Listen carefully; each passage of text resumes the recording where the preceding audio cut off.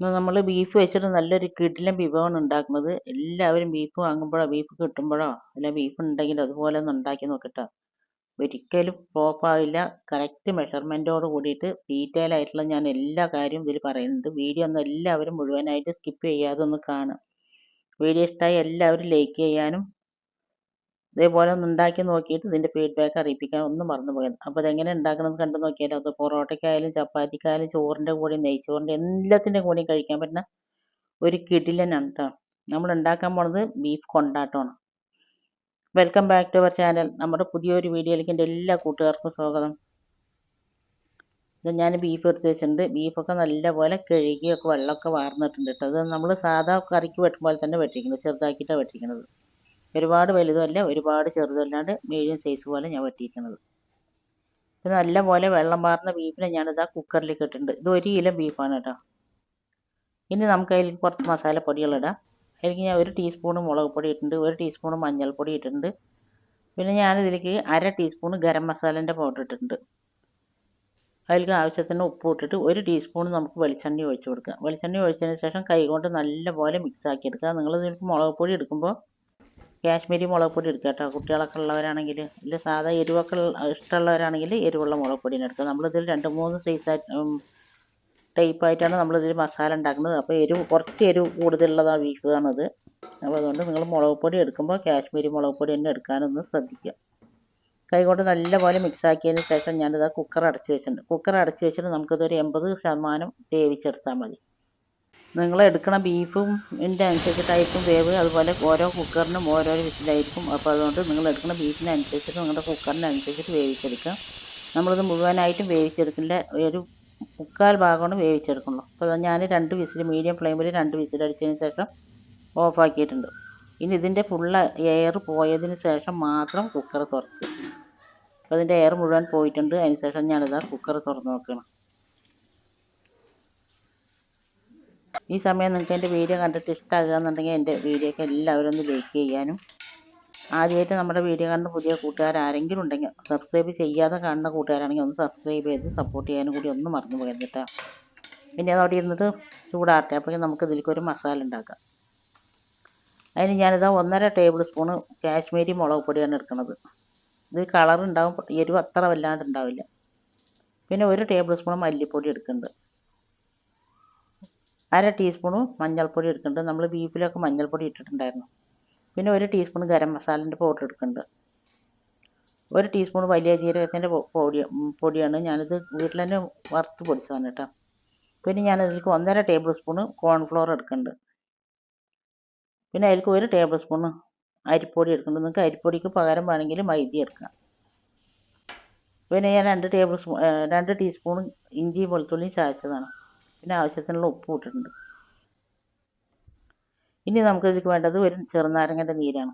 ഇത് ഒരു ചെറിയ ചെറുനാരങ്ങ കേട്ടോ. അതുകൊണ്ടാണ് ഞാൻ 1 എടുത്തിരിക്കുന്നത്. വലുതാണെങ്കിൽ നിങ്ങൾ 1 മൂടി എടുത്താൽ മതി.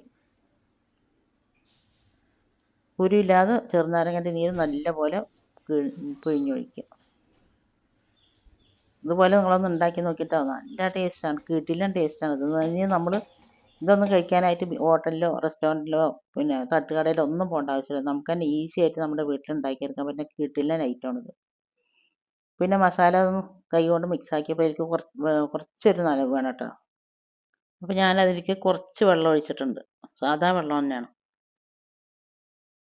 കുക്കർ എയർ പോയതിന് ശേഷമാണ് മസാല ഉണ്ടാക്കണമെന്നുണ്ടെങ്കിൽ ബീഫ് വേവിച്ച വെള്ളം ഒഴിച്ചാൽ മതി. നമ്മൾ ബീഫ് വേവിക്കുമ്പോൾ ഒരു പൊട്ട് പോലും വെള്ളം ഒഴിക്കാണ്ടാണ് ബീഫ് വേവിച്ചത്. എന്നാലും ബീഫിൽ നിന്ന് വെള്ളം ഉണ്ടായിട്ടുണ്ട്.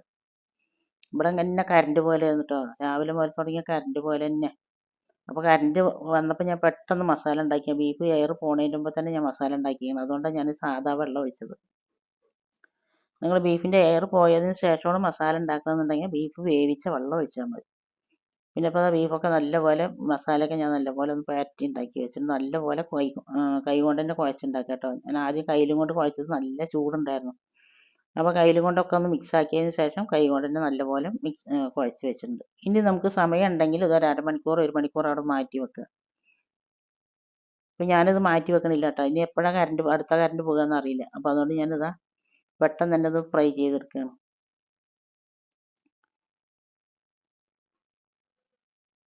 നോക്കിയപ്പോൾ ഗ്യാസും കഴിഞ്ഞു. പിന്നെ കറണ്ട് അടുപ്പിലാണ് ചെയ്യുന്നത്. അപ്പോൾ കറണ്ടും പോയാൽ പിന്നെ ഒന്നും ചെയ്യാൻ പറ്റില്ല. അതുകൊണ്ടാണ് പെട്ടെന്ന് ചെയ്തെടുക്കുന്നത്. ഇനി നമ്മൾ മസാല തേച്ച് വെച്ച ബീഫിനെ നല്ലപോലെ ഒന്ന് ഫ്രൈ ചെയ്തെടുക്കുക. ഡീപ്പ് ഫ്രൈ അല്ല, നല്ലപോലെ മസാല ഒന്ന് മൊരിഞ്ഞ് കിട്ടും പോലെ ഒന്ന് ഫ്രൈ ചെയ്തെടുക്കുക. പിന്നെ നിങ്ങൾക്കിത് ബീഫിൽ മസാല തേക്കുമ്പോൾ കോഴിമുട്ട ഇഷ്ടമുണ്ടെങ്കിൽ കോഴിമുട്ട തേക്കാം കേട്ടോ. വെള്ളം ഒഴിക്കുന്നതിന് പകരം ഒരു കോഴിമുട്ട എടുത്തിട്ട് മസാലയിൽ ഇട്ട് നമ്മൾ ചിക്കനിലൊക്കെ തേക്കും പോലെ തേക്കാം. ഞാനിപ്പോൾ മുട്ട ഇട്ടിട്ടില്ല. ഞാൻ അതിന് പകരം കുറച്ച് വെള്ളമാണ് ഒഴിച്ചത്. ഇനി ഇത് നമ്മൾ തിരിച്ചും മറിച്ചൊക്കെ ഇട്ടിട്ട് നല്ലപോലെ ഒന്ന് പൊരിച്ചെടുക്കുക. ഈ പൊരിക്കണതിൽ തന്നെ നമ്മുടെ ബീഫ് നല്ലപോലെ ഒന്ന് വെന്ത് കിട്ടും. മുക്കാൽ വേവാക്കിയിട്ടല്ല നമ്മൾ വേവിച്ചിരിക്കുന്നത്. അപ്പോൾ ബാക്കിയുള്ള വേവും കൂടി ഇത് അതേപോലെ ഒന്ന് വെന്ത് കിട്ടും.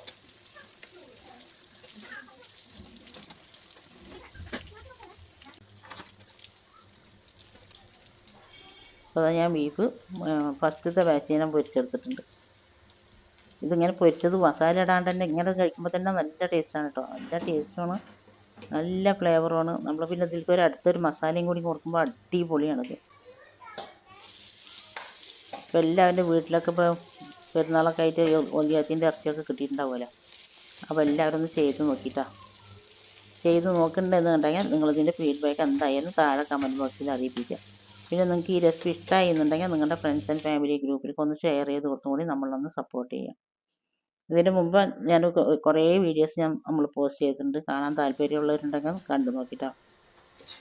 അപ്പോൾ ഞാനിതാ മുഴുവനായിട്ട് ഇതൊന്ന് പൊരിച്ചെടുക്കട്ടെ. ഒരുപാട് നമ്മൾ കരിയിപ്പിച്ച പോലെ പൊരിക്കരുത് കേട്ടോ. മീഡിയം ഫ്ലെയിമിലിട്ടിട്ടാണ് ഞാനിത് പൊരിച്ചെടുത്തിരിക്കുന്നത്.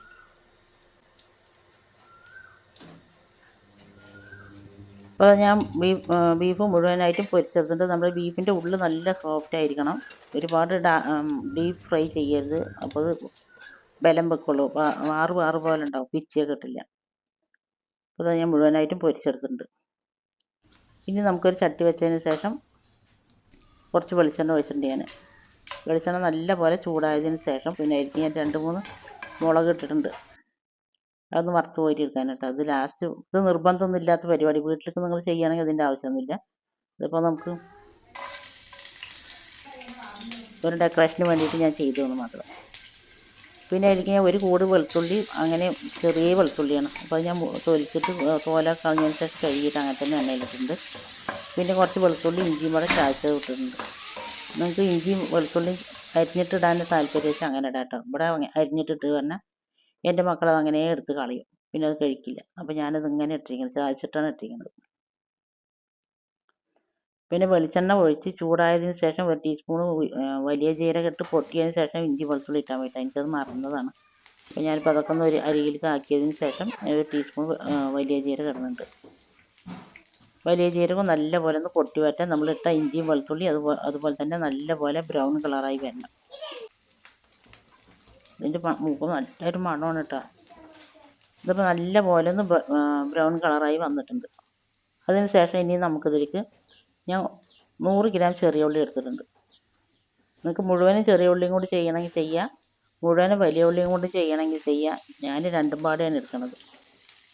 പിന്നെ ഒരു വലിയ ഉള്ളി അതുപോലെ തന്നെ കനല്ലാതെ മുറിച്ചിട്ടിട്ടുണ്ട്. ഇതൊരു 10 ചെറിയ ഉള്ളി ഉണ്ടാവും കേട്ടോ. വലിയ ചെറിയ ഉള്ളിയാണ്. അപ്പോൾ അതുകൊണ്ടാണ് ഞാൻ 100 ഗ്രാം ഏകദേശം പറഞ്ഞത്. പിന്നെ ഒരു വലിയ ഉള്ളി നല്ലപോലെ കനല്ലാതെ മുറിച്ചിട്ടുണ്ട്. അതിലേക്ക് കുറച്ച് കറിവേപ്പില ഇട്ടിട്ടുണ്ട്. ഇനി ഇത് ഉള്ളി നല്ലപോലെ വഴറ്റിയെടുക്കണം.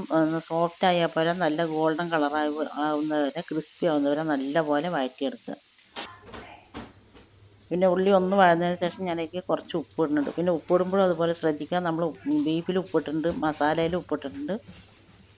അപ്പോൾ ഉപ്പ് നോക്കിയിട്ടിടുക.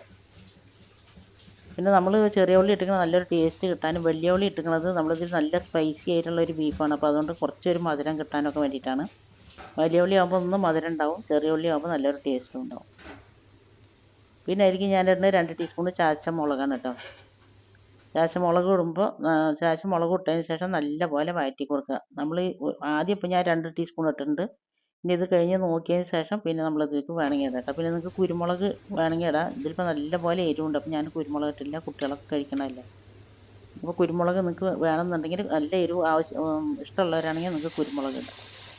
പിന്നെ ചാച്ച മുളക് ഇട്ടതിന് ശേഷം നല്ലപോലെ ഇളക്കിയതിൻ്റെ പച്ചമണം മാറിയതിന് ശേഷം ഞാനിതിലേക്ക് ഇതൊരു പാക്കറ്റാണ് കേട്ടോ. ടൊമാറ്റോ കെച്ചപ്പ് അതും ഒഴിച്ചിട്ടുണ്ട്.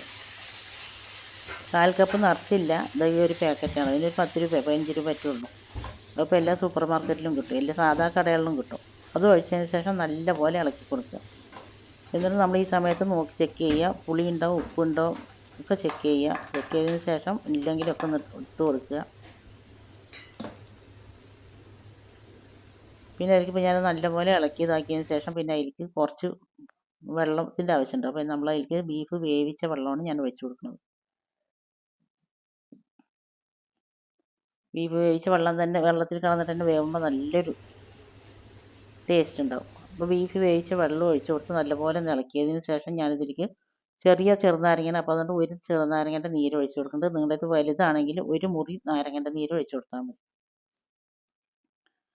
നാരങ്ങ നീര് ഒഴിച്ചിട്ട് നല്ലപോലെ ഇളക്കി കൊടുക്കുക. എന്നിട്ട് തിള വരുന്ന സമയത്ത് നമ്മൾ ഇതിലേക്ക് ബീഫ് മുഴുവനായിട്ടും നമ്മൾ പൊരിച്ച് വെച്ച ബീഫ് മുഴുവനായിട്ടും ഇതിലേക്ക് ഇട്ട് കൊടുക്കുക.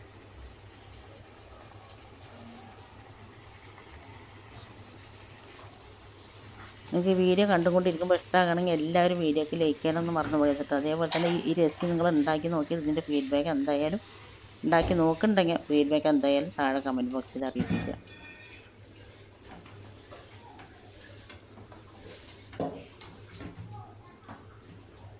ഇതേപോലെ ചിക്കൻ വെച്ചിട്ട് ഉണ്ടാക്കാം കേട്ടോ, അത് നല്ല ടേസ്റ്റ് തന്നെയായിരുന്നു. അതിൻ്റെയൊക്കെ റെസിപ്പി ഞാൻ മുമ്പ് പോസ്റ്റ് ചെയ്തിട്ടുണ്ടായിരുന്നു നമ്മുടെ ചാനലിൽ. അപ്പോൾ അതൊക്കെ നല്ലപോലെ മിക്സ് ആക്കിയതിന് ശേഷം ഞാൻ അതിലേക്ക് 2-3 പച്ചമുളക് ഇടുന്നുണ്ട്. നമ്മളിതിൽ ഓരോരോ പ്രാവശ്യമായിട്ട് ഓരോ സാധനങ്ങൾ ഇടുന്നത്. പച്ചമുളക് ഇട്ടതിന് ശേഷം നല്ലപോലെ ഇളക്കി കൊടുക്കുക. ഇളക്കി കൊടുത്ത് നല്ല മീഡിയം ഫ്ലെയിമിലിട്ടിട്ട് ഇനി നമ്മളിത് നല്ലപോലെ ഒന്ന് ഡ്രൈ ആക്കി എടുക്കണത്. അപ്പോൾ നമ്മുടെ ബീഫിലേക്ക് മസാലയൊക്കെ നല്ലപോലെ പിടിച്ചിട്ട് നല്ല ടേസ്റ്റ് ആയിരിക്കും. പിന്നെ അതിലേക്ക് ഞാൻ കുറച്ച് കറിവേപ്പില ഇടുന്നുണ്ട്, കുറച്ച് ഗരം മസാലേൻ്റെ പൗഡർ ഇടുന്നുണ്ട്. നിങ്ങൾക്ക് വേണമെങ്കിൽ കുരുമുളകിൻ്റെ പൊടി ഇടാം. എൻ്റെ വീഡിയോ കണ്ട് എന്നെ സപ്പോർട്ട് ചെയ്യുന്നതിൻ്റെ എല്ലാ കൂട്ടുകാരനെ കൊണ്ട് ഒരുപാട് നന്ദി. പിന്നെ നമ്മുടെ പെരുന്നാൾക്കൊക്കെ ഇട്ട ബിരിയാണീൻ്റെ റെസിപ്പിയൊക്കെ ഒരുപാട് പേര് കാണും, ഷെയർ ചെയ്യുകയൊക്കെ ചെയ്തിട്ടുണ്ട് കേട്ടോ.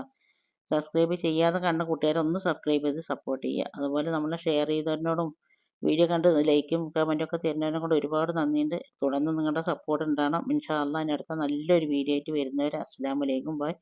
ലാസ്റ്റ് ഞാൻ ഇട്ടതിൽ കഴിക്ക് മുളകിൻ്റെ കുരുവാണ് ഇട്ടത്. അത് നമ്മൾ പിന്നെ കമ്പനിയിലൊക്കെ എടുക്കുമ്പോൾ നല്ലൊരു ചന്ത ഉണ്ടാകാൻ വേണ്ടിയിട്ടാണ്. അതുപോലെ ചാച്ച മുളകൊക്കെ ഇടുമ്പോൾ നിങ്ങളുടെ എരിവിനനുസരിച്ചിട്ട് ഇടുക. നല്ല എരിവുണ്ടാവും കേട്ടോ, നല്ല അടിപൊളി എരിവും മധുരം പുളിയൊക്കെ ആയിട്ടാണ്. അപ്പോൾ ഓക്കെ, താങ്ക് യു.